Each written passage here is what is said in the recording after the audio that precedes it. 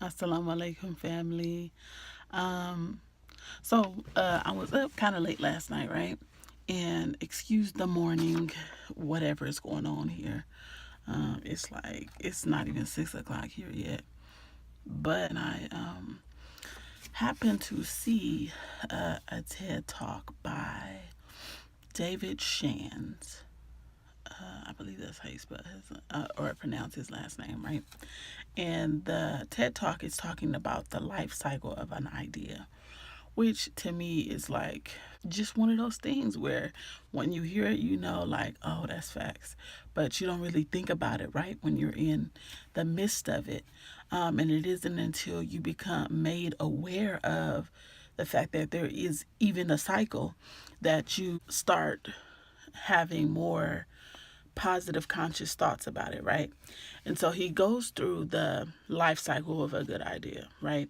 And so he breaks it down. The cycle is excitement, evolution, engagement, resistance, and then at the end of the cycle, you have to make a decision to either continue the cycle or just to give up and do something else, right? He was talking about the idea of taking the last stage with you when you move to the next stage. And it's basically the idea that when you're in the evolution phase of an idea, it gets kind of discouraging, right? And so he's saying that instead of being in that discouragement, take the excitement that you had from initially having the idea with you. And that's the same for each phase, taking the previous how many ever phases with you. And so then he goes into giving some basically a to do. So he's giving the application. And one of the things that he said is to find something to be excited about, right? And that's just to carry you through the process. And he was saying that to write down small victories.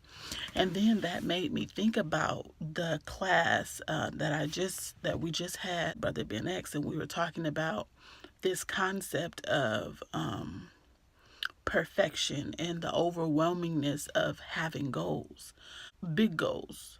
And so when we were in the class, we were actually listening to an inspirational video of Will Smith.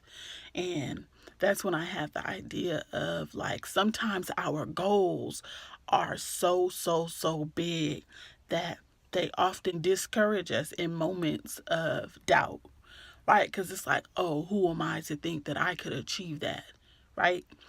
But his father had them build this big brick wall. And it wasn't the idea of building the wall, it was more so laying every single brick perfectly. And then at the end, you have a wall. And so when I heard that, I instantly thought about when you have a big goal, you make smaller goals. You make steps that you have to achieve in order to get that goal.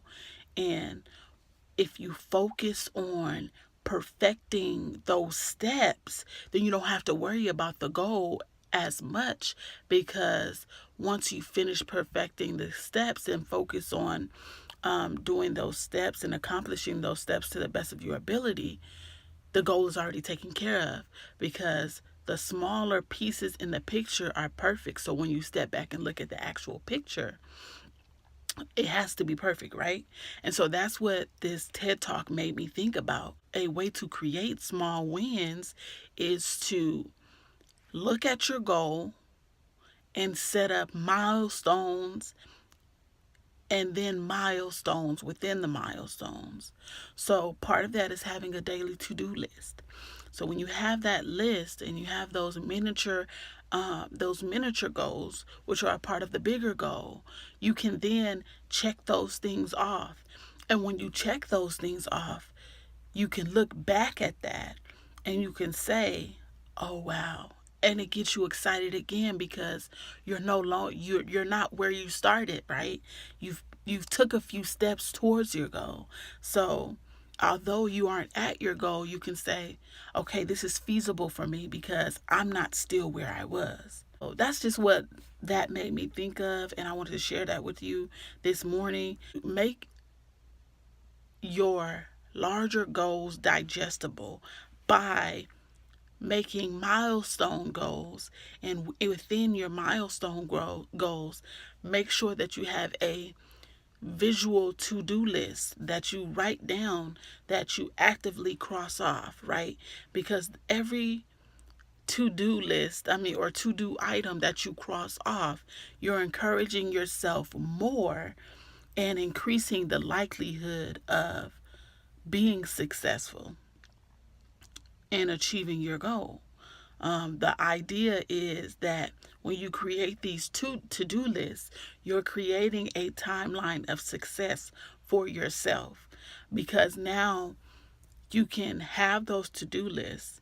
And I would suggest keeping the to-do list rather written or keeping it in your phone. Just keeping it there, because now you have an actionable timeline of success. So now you know how to recreate that success, and then you can potentially use that timeline of success to help others in the future.